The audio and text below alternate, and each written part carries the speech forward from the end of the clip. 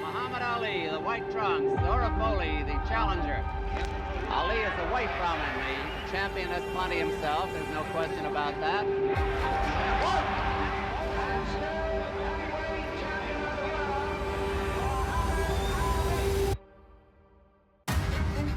Мұхаммед Али, өткен 100 жылдықтың ғасыр спортшысы атанған даңқты боксшы. Оны ұстаз тұтқан Майк Тайсон, жұдырығы жойқын былғары қолғап шебері, нокаут королі. Екеуі де ислам дінін қабылдап, сәждеге жығылды. Бірақ араб мәдениетін қабылдаған жоқ, өздерінің ұлттық болмыстарын сақтап қалды. Ешкімді діни көзқарасына, ұстанымына бола айыптамады.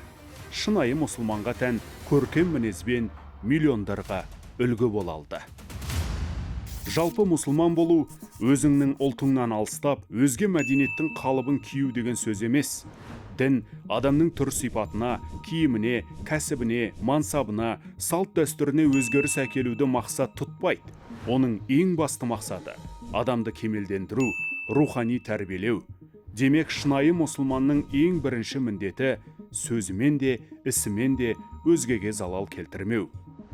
Ғасырлар бойы қалыптасқан рухани құндылықты соңғы жылдары жаһанданудың диірмені теріс бұрмалап әлек. Салдарынан радикалды идеология вирусын жұқтырғандар буквализм балтасын оңды-солды сермеп, ұлтқа шабуылдарын үдетті.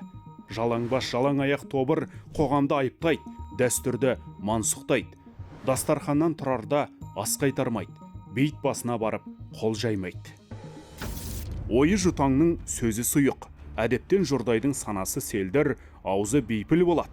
Сондықтан бағытынан оңай адасады, айналасын өзі қамалған қара түнекке тартады. Ұлтынан жеріп, тарихи тамырына балта шабады. Соңғы сатыда қылмысқа барады. Жалпы айтқанда діннің сыртқы кейпін ғана қабылдаған надандықтың ғұмыры қысқа.